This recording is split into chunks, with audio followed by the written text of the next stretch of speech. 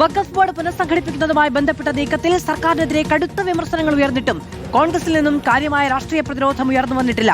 അമുസ്ലിം നിയമനത്തിൽ കോൺഗ്രസ് ദേശീയ നേതൃത്വത്തിന്റെ നിലപാടിന് വിരുദ്ധമായാണ് ഹൈക്കോടതിയിലെ സർക്കാർ സത്യവാങ്മൂലം എന്നതും KPCC ആശങ്കപ്പെടുത്തുന്നുണ്ട്. അതേസമയം വഖഫ് വിഷയത്തിൽ കോൺഗ്രസിന് ദേശീയ നിലപാടുണ്ട്.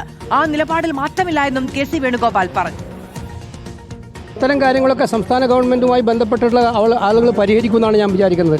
നമുക്ക് ദേശീയ തലത്തിൽ സ്റ്റാൻഡുണ്ട് ആ കാര്യത്തിലൊക്കെ. ആ നിലപാടിൽ മാറ്റമില്ല എന്നുള്ളത് തന്നെയാണോ? തീർച്ചയായിട്ടും വഖഫിന്റെ ബില്ലിന്റെ കാര്യത്തിൽ കോൺഗ്രസിന്റെ ദേശീയ നിലപാടുണ്ട്.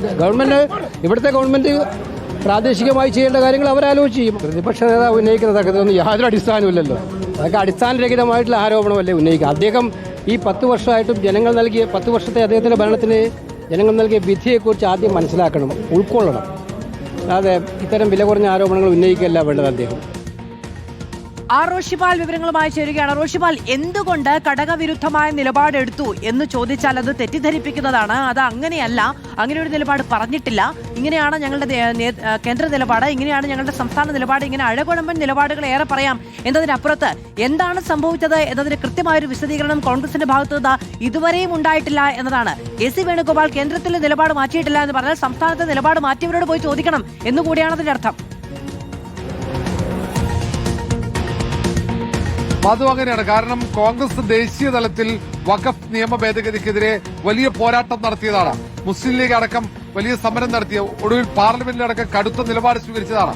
അങ്ങനെ നിലപാട് സ്വീകരിച്ച കോൺഗ്രസ് ഭരിക്കുന്ന സംസ്ഥാനത്ത് ആ വഖഫ് നിയമത്തെ, പുതിയ കേന്ദ്ര നിയമത്തിന് അനുകൂല നിലപാട് സ്വീകരിക്കുമ്പോൾ ഉണ്ടാകുന്ന രാഷ്ട്രീയ തിരിച്ചടി കൂടിയാണ് അവരെ വല്ലാതെ ആശങ്കപ്പെടുന്നത്. ഏതായാലും സർക്കാർ എന്തുകൊണ്ട് ഈ നിലപാട് സ്വീകരിച്ചു എന്നത് പ്രധാനം. അതിനെക്കുറിച്ചുള്ള ഒരു വിശദീകരണത്തിനാണ് പാർട്ടി നേതൃത്വമോ നേതാക്കളോ തയ്യാറാകുന്നില്ല. CPM വിമർശനമായി അത് രാഷ്ട്രീയ ആയുധമാക്കി മുന്നോട്ട് പോകുമ്പോൾ സർക്കാരിനെ പ്രതിരോധിക്കാൻ ഒരു കോൺഗ്രസ് നേതാവും തയ്യാറാകുന്നില്ല, വിശദീകരണം നൽകാൻ പോലും തയ്യാറാകുന്നില്ല എന്നതും ശ്രദ്ധേയമായ കാര്യമാണ്.